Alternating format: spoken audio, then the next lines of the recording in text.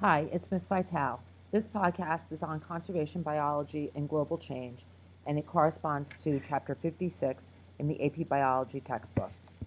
Conservation biology is conserving biological diversity at all levels. Human activity threatens biodiversity at all levels.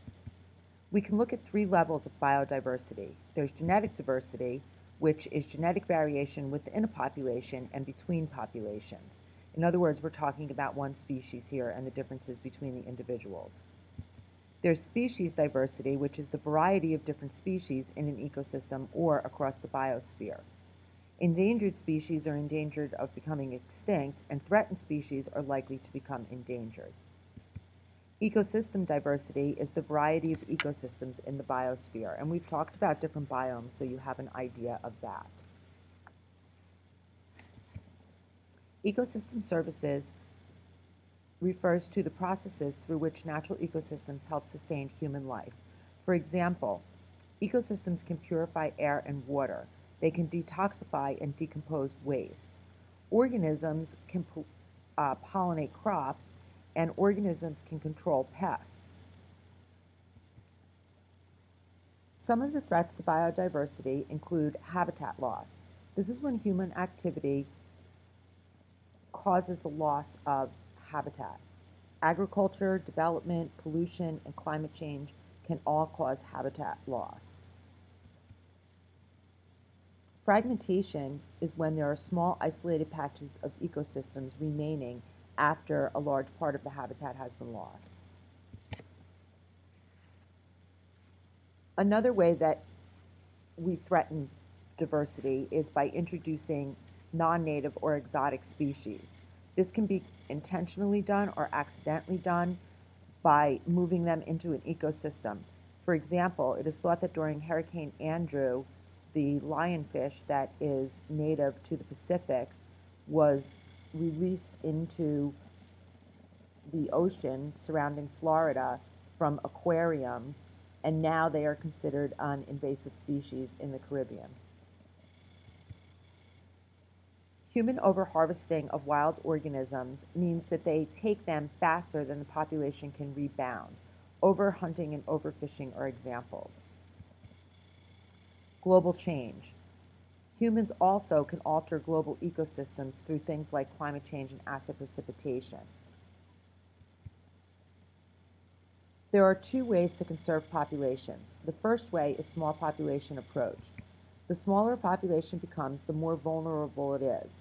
It is subject to inbreeding and genetic drift and can be drawn down an extinction vortex. MVP is the minimum viable population. This is the smallest population size that can be sustained. Calculating the MVP must take into consideration effective population size. This is the breeding potential of a population. It's based on the members of the population who can breed successfully. The second way populations can be conserved looks at declining population approach. This focuses on threatened and endangered populations that show a downward trend, even if it's above the MVP or the minimum viable population. The first step in this process is to confirm that the species was more abundant in the past and that the numbers are decreasing. The second part is to study the history of the species and other species that are closely related to determine what needs it has in the environment. The third is to develop different hypotheses for the cause of the decline in the numbers, and then to test those different hypotheses. And once you get the results from that, you can apply the results to manage the population and monitor recovery. This is a type of conservation. Humans often remove nutrients from one area and add them to another. Problems occur when the nutrient level in an ecosystem exceeds the critical load. The critical load is the amount of added nutrients, usually nitrogen or phosphorus, that can be absorbed by plants without damaging ecosystem integrity. Toxins are released by humans into the ecosystem. These can include synthetic compounds that are previously unknown in nature. It can cause biomagnification, which is when toxins accumulate in trophic levels and become more concentrated in the higher trophic levels. So as the top level competitors eat their prey, which have eaten the lower level and the lower level of the trophic levels, the amount of toxins actually builds up and is greater in the top level predators. Climate change is caused by excess CO2 released into the atmosphere by the burning of fossil fuels. Climate change is a newer term that replaced global warming, because as you can see from this diagram, global warming will not be the only effect of climate change.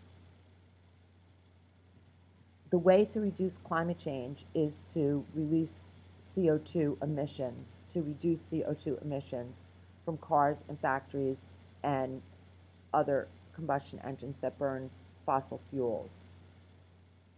CO2 is a greenhouse gas that is normally present in our atmosphere in very small amounts, and it plays the role of creating a blanket within the atmosphere. So when the sun's rays hit the surface of the planet, they radiate back out as heat. Some of that heat is trapped, and some of it is released back into the atmosphere. The amount of greenhouse gases that normally occur are the perfect amount so that the right amount of heat is saved and the rest of it is lost. With excess CO2, we're thickening that blanket and causing more heat to be trapped by greenhouse gases, therefore creating higher temperatures globally. The depletion of the ozone layer is a separate phenomena. This is mainly due to the production of CFCs, which are chlorofluorocarbons. They're released in the processing of different things like aerosol cans and coolants in air conditioners and refrigerators. They're also released in the production of styrofoam. They're released and destroy the ozone in the upper atmosphere. The function of ozone in the upper atmosphere is to prevent UV radiation from coming down to the planet. With destruction of the ozone layer, more UV radiation from the sun is hitting the planet and causing increased rates of skin cancer and other harmful effects. You can see from the diagram on the bottom that the ozone layer between 1984 and 1997 opened a hole over Antarctica. The good news is that the production of CFCs has been greatly reduced, and the hole over over Antarctica is getting smaller. Sustainable development is a term that applies to establishing long-term conservation priorities. It really refers to building that meets the needs of people without taking too much of non-renewable resources.